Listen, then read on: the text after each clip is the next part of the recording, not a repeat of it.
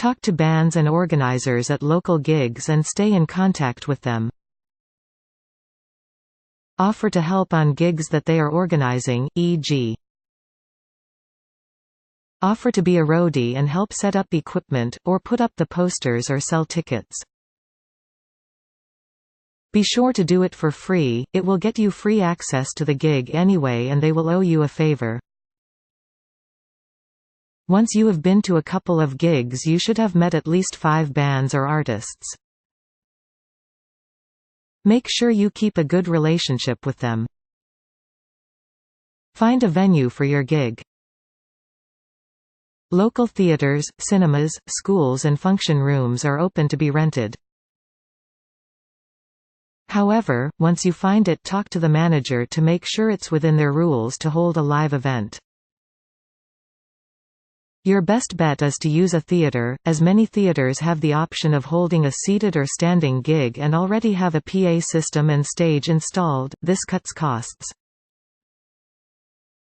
There are also an increasing number of pubs dedicated to live music. These are generally around 100 to 300 capacity and should also have sound engineers on their books and an in-house PA.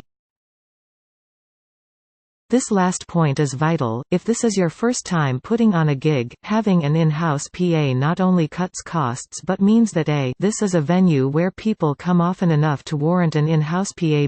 The system should be set up to work with the room, making your sound engineer's job easier, and this will greatly reduce the amount of time and hassle after the gig, as there is one less thing for you to sort out and there will only be a minimal amount of gear coming out of the venue. Make sure you book your venue at least a month in advance of the gig, but the more advance it is would be better, so you can promote it better and get everything done before the gig. Get the cost of renting the venue for the night and add it to your budget. Sometimes venues want a cut of the ticket sales instead. Don't let them have more than 40%, as that's already far too much if you have extra costs. Decide whether it is to be a seated or standing evening. When it's a standing gig, you can usually have a larger capacity and the public often prefer standing gigs as you can dance and mosh if it's a metal gig. Decide whether the gig will have assigned seats or general admission. People usually prefer general admission because everyone has a shot at front row for the same price. However, a seated, assigned seat gig requires less security and less hassle for you. Organize security. Theaters and venues often have door staff employed, but you may need to pay extra for their services. If this is a very localized gig with few people, you may be able to get some of your larger, more confident friends to do security at it. However, laws often require that you get professional security staff. Add this cost to your budget. Set an age limit. If the venue has a bar, decide whether it will be distributing alcohol or not. If it is, it must be an over-age event. Alcohol being sold may increase your insurance costs. Get insurance. Public liability insurance (PLI) may be included with the venue, but always check. $200 for insurance for the night is better than $1 million lawsuit. All insurance companies have an option for PLI, but shop around for the best price. Also, with each gig you organize, as long as there are no accidents, the cost of your insurance will go down because you have proved you're responsible and there is less risk. Add the cost of insurance to your budget. Determine which bands will be playing at the event. You will need between 3 and 6 acts. Pick one band that has a large fan base and often headlines gigs about this size. They will be your headliners and will ensure that you get a large enough crowd. Hopefully, they will supply you with the drums for the night and some amps. If they won't, get one of the other bands to do this. It's more effective, and it's cheaper than renting instruments. Pick your other bands. It's recommended that you get at least one band that is totally unheard of. They can open the night and it will promote them, as well as earn you one new contact. Calculate the costs of getting bands. Some bands may have a fee, but often, unsigned, local bands will play for nothing if you throw in a few free tickets for their friends. However, don't take advantage of their generosity and always set aside some cold hard cash from the budget to give each band. Even if it's only 40 or 50 quid a band, they'll appreciate it. Throw in a few quid extra for whichever band supplied the drums, etc. Just for wear and tear, and as a thanks. Add this cost to your budget figure. Get a sound engineer. If the venue has one, and has a PA installed, use him. If not, a sound engineer may supply a PA and set up the system for a cost. If you are familiar with using a PA and miking amps etc., feel free to organize this yourself, but it is an added hassle. Maybe one of your friends' new contacts can do this for free. Add any costs incurred to your budget. Get an MC. This is the guy that introduces the bands, and closes the night. Try to get someone locally famous on the band scene, or do it yourself. It just takes some confidence, and a few minutes of preparation. Caution: a rubbish, drunk, unpopular MC can ruin a night and cause unnecessary hassle. Better no MC than one that causes you problems. Put the most popular band on last, and the least popular first. Give each starting band equal stage time, the final two bands should get a little extra time. Tell the bands they prepare their set for extra 5 minutes longer or 5 minutes shorter than they actually have. For example, if they have a 30-minute set, tell them to prepare a 25-minute set and also a 30-minute or longer set, to keep everything running smoothly even if that goes out of control. However, be gentle and do not cut their performance while it is live, such as cutting amplifiers' power, turning off volume, etc. Secretly get your messages to the band behind the stage. Chances are, that one edgy band keeps on playing and you should stay calm. Get a few security officers with you and finish their set after they finished the current song. Organizing gear requirements, gear sharing and sound check times is tricky. Constant communication is required. There is no point in 5 bands bringing 5 drum kits, and 5 sets of amps, only for 4 of them sit outside in vans ready to be stolen.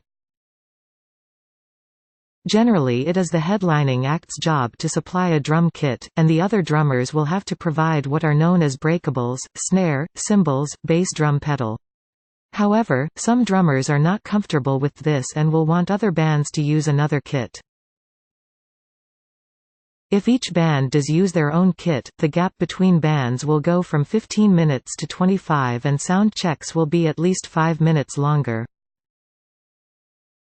On a night with 3 bands, not a problem. 5 bands and an 11 o'clock cut-off, you will have major nightmares. Likewise with guitarists, it is generally acceptable to use other people cabs, the speakers under their amps, but not the amps themselves unless the bands know each other and/or are particularly laid back. This gets tricky when headlining acts have combo amps or not enough cabs to go around. Then you have the added complication of a band that isn't just drums, bass, GTR, vocals. Keyboards, acoustic guitars, mandolins, banjos, kazoos, brass sections, harps etc. can bring on premature aging in a sound engineer if they are presented on the night with no prior warning. Start with the headlining act. What will they bring? What will they need? What will they share?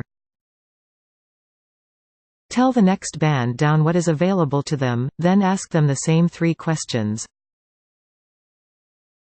By the time you get to the bottom couple of bands, you should have all your shortages sorted.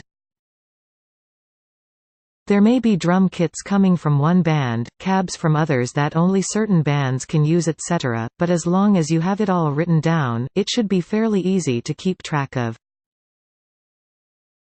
From this, you should be able to, with the help of your sound engineer, work out how long they need for sound checking, if they all need a sound check, and then organize times and let the bands know. Sounds like a lot of work, and it is, but it will save you from some big-time stress on the night. Allow bands to sell CDs and merchandise if possible during breaks and after the show. Don't charge them for doing this. Stay within the venue's time restraints. Generally leave 15 minutes between each band for setting up. It is, however, a good idea to check this with the sound engineer, as some bands may take more time to set up, pack down depending on gear changes, etc. Play music during the breaks. Music styles similar to the band on the nights, but none of their music. Sound engineers will do this for you, just tell them beforehand so they bring the connection for your MP3 player. Make posters. The budget but classy way to do this is, to make one simple poster with white writing and a black background and get someone who works in an office to photocopy it as much as possible. Otherwise, you will have an extra cost for printing. Put the following on the poster. Headlining band. Band on before them. Opening band. Location. Date. Cost. Any and all websites relating to bands, venue, tickets, etc. Put the posters up everywhere, but always ask permission before putting them up. Put them up in music stores, local youth hangouts, internet cafes, schools, colleges if allowed, and modern clothes shops. Ring your local newspaper, radio station, etc. And tell them that the gig is on. Give them all the information you have on the poster, or even post them a copy of the poster. Write a press release, and send it to newspapers in your area, and the area of the gig, a few weeks before the gig. Try to get the newspaper to send a photographer if they have an out and about section or similar. Encourage the bands to put the gig on their social media accounts, such as Facebook and Instagram. Try to set up your own account dedicated to your organizing gigs if you are really serious. Add together all your costs so far to get your budget. Divide this by the number of tickets you have available for sale, not including ones you plan to give away for free. This is the minimum amount you can charge per ticket to break even. You may like to run your first gig as non-profit, to get people in your area interested in local gigs. If you want to make a profit, add on about 20% to this figure, but always have a round ticket price. It must be divisible by either 2 or 5. For example, 11 is not okay, but 12 or 10 is fine. Get the venue to print your tickets. Unless you're experienced in running gigs, it is probably included in their fee anyway.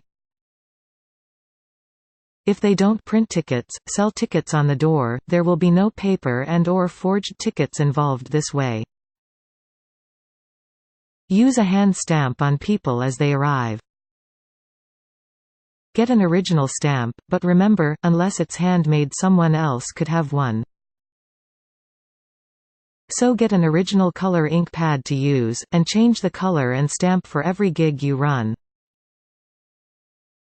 Try to avoid assigning seats unless the venue absolutely insists. First come, first served is much more appealing to a young crowd, and it will make sure everyone gets there on time for the first act. Make sure you get all the bands there early, as no-shows ruin the night. A good 2 or 3 hours before the doors open would be good. Sound checking is a gray area. Make sure the headline band gets to the venue first, as they will need to sound check first. You then need to decide if every band can sound check. Talk to your sound engineer, listen to what they say. If you have 5 bands and 2 hours till your doors open, there's no point in checking every 3-piece GTR bass drums rock band and still be sound checking when people walk in. Your first band should go on about half an hour after the doors open. Set up a green room. The green room is simply a room backstage with some refreshments and should be big enough to hold the bands while they're not on stage. Be seen on the door, and in the crowd, asking people if they're having a good time. Check in with the sound engineer, door staff and bands to make sure everything is running smoothly. Pay the bands and other staff promptly. If the venue owners are good-humored, have a mini-party in the green room or go to a local pub or something to chat with the bands. Take any criticism and try to improve on what they tell you. Remember that most of these guys have been to a lot of gigs. Relax and get ready for your next successful gig.